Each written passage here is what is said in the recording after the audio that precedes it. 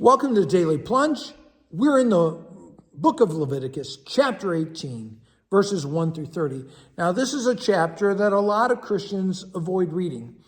It is about what are the boundaries of our sexual relations as we live in the aftermath of the sexual revolution, where we've been told as a society that our sexual relationships are primarily sexual and physical, and not anything to do with the emotional, and certainly nothing to do with the spiritual.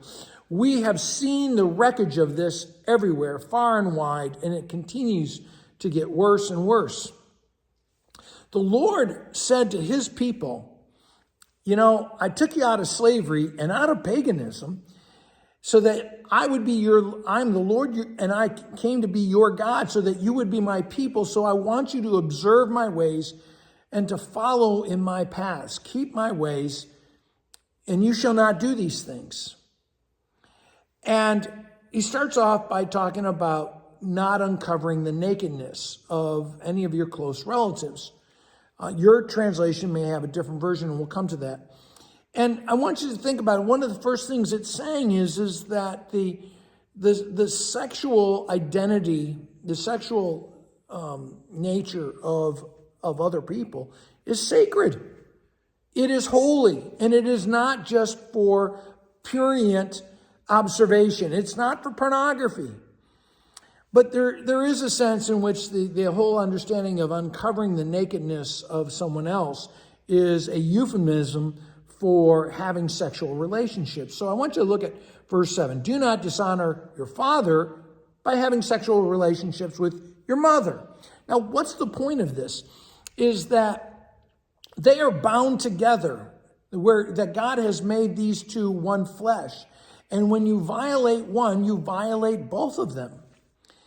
And the understanding is really, as Paul says in Corinthians, is that the sexual behavior of a spouse belongs to the other, that they belong to one another, and that's the field in which they are to care for each other. And so that adultery is an offense not just to one person, but to that relationship. And actually, we know far beyond, and that this is a broad and deep sin. Now, it talks about a variety of relationships that you should not violate sexually. But I want you to look at verse 21. Do not give any of your children as a sacrifice to Molech. Now, Molech was a false god, and people did sacrifice their children to God. And he says, this profanes the name of the Lord your God, because you're supposed to be following me. But think about it. When you sacrifice your children, that is the ultimate expression of selfishness. And that's what all of this is about. It's not about caring for people. It's about your own selfish sexual drives and lusts. And again, everything is set within the context of relationship, of your relationship with God and your relationship with others, each and every person.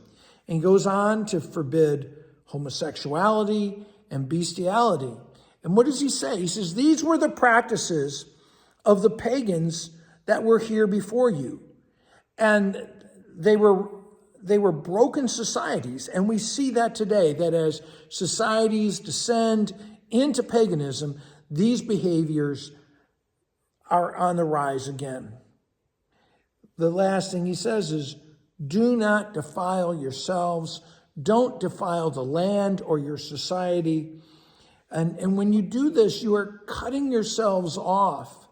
When you engage these behaviors, you're cutting yourselves off from the Lord, and don't do that. Well, thanks, friends. Have a blessed day.